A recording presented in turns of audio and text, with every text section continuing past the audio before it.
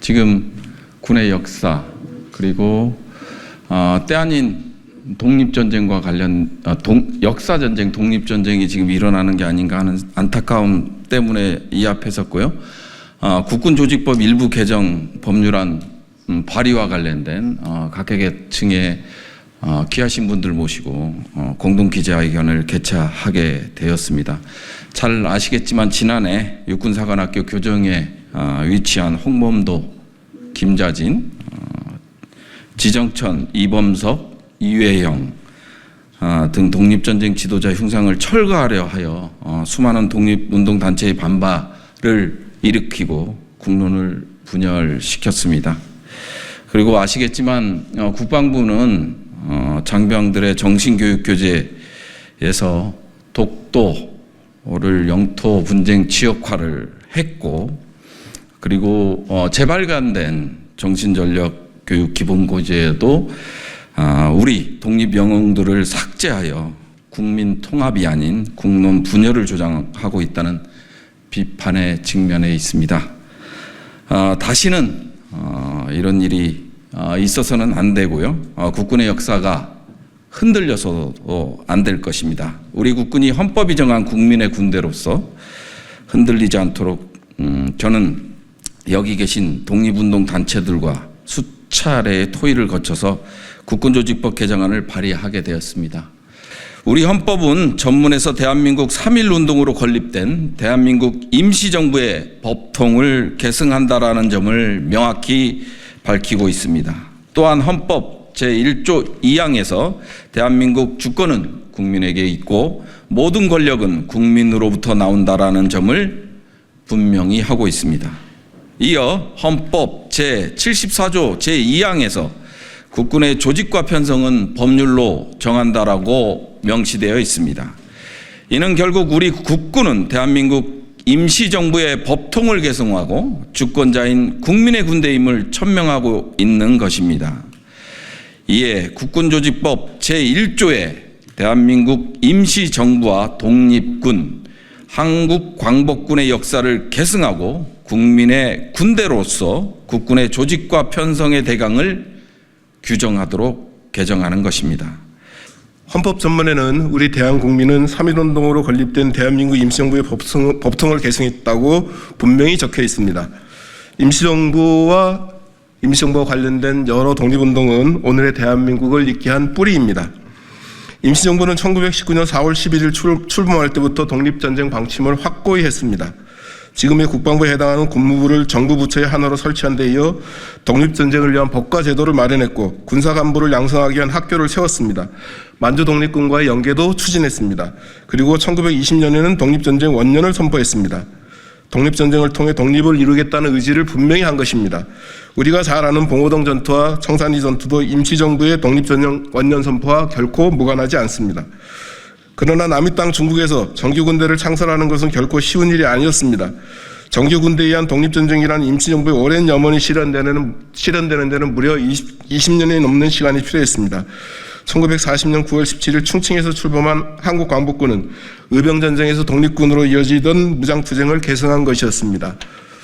그리고 광복군이 있었기 때문에 임시정부는 1941년 일본 제국주의에 대해서 선전포고를 할 수 있었습니다. 독립군과 광복군, 독립운동사뿐만 아니라 대한민국 역사 자체에서 더없이 귀중한 부분을 차지합니다.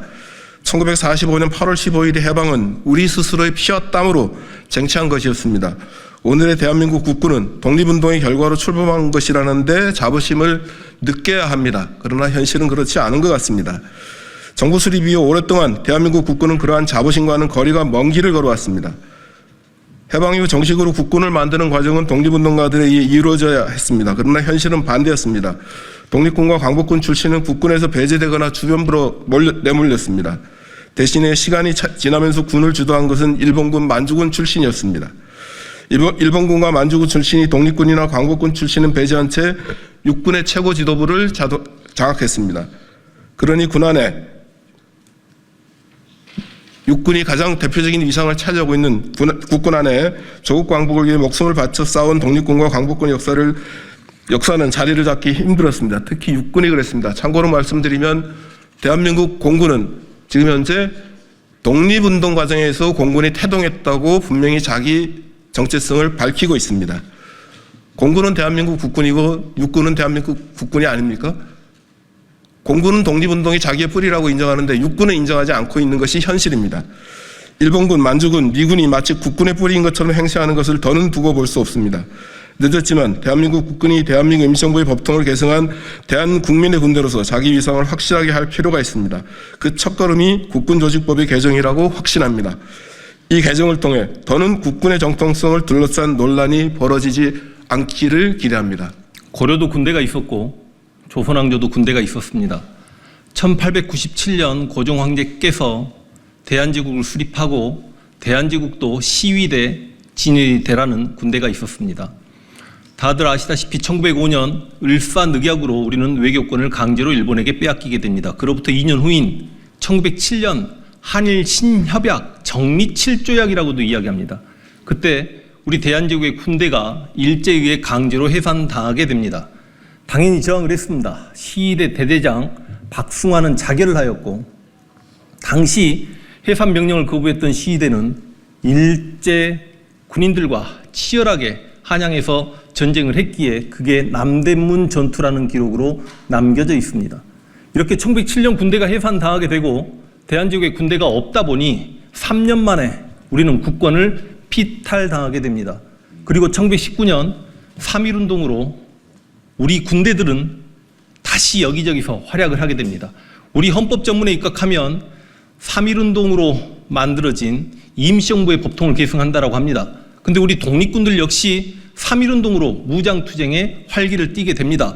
3.1운동이 일어난 1년 후인 1920년 봉오동에서 홍범도에 대한 독립군이 승리하였고 같은 해인 1920년 10월 청산리에서 홍범도에 대한 독립군과 김자진의 북로 군정서군, 안무장군의 국민회군 등이 승리를 거둡니다. 그러다 보니까 일제는 이에 대한 보복으로 간도에 있는 한인들을 학살하는 간도참변을 일으켰고 서일과 홍범도와 김자진 등이 밀산부 한흥동까지 가서 대한독립군단을 조직합니다. 자유시 참변이라는 시련이 있었지만 다시 만주에 돌아온 우리 독립군은 참의부, 정의부, 신민부라는 군사조직을 갖추었고 그 삼부통합운동을 통해서 만주사변 직후에는 지청천의 한국 독립군이 쌍성보, 사도하자, 대전자령 등에서 승리를 거두었고 양세봉의 조선혁명군이 영릉과 흥경성에서 승리를 거둡니다.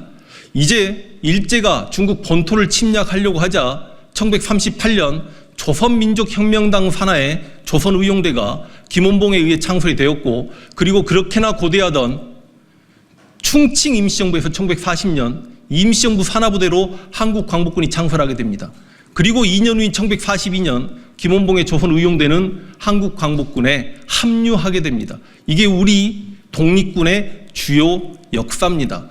헌법 전문에 임시정부의 법통을 계승한다라고 하면 당연히 대한민국 군대는 임시정부의 산하부대인 한국광복군과 그 수많은 독립군의 뿌리를 두고 있음을 밝혀야 했음에도 불구하고 그게 안 되어 있기 때문에 우리 육사교정에서 홍범도 장군의 흉상이 철거되는 반시대적이고 반역사적인 아픔을 겪어야만 했습니다. 지금까지 수없이 많은 장성 출신의 국회의원들이 계셨습니다만 이런 멋있는 입법 발의를 해주시지 않았습니다. 우리 부승찬 의원님께 진심으로 감사드리고 이 국군조직법이 개정이 되었을 때 우리 청년들이 군대에 가서 내가 군복을 입고 있을 때 그 뿌리가 독립군이고 한국광복군이다라는 자긍심과 함께 군복무를 한다라면 우리 청년들이 이 땅에서 올바른 역사관을 가지고 살 수 있지 않을까라는 생각과 함께 이 국군조직법 개정안이 꼭 통과되기를 진심으로 바랍니다.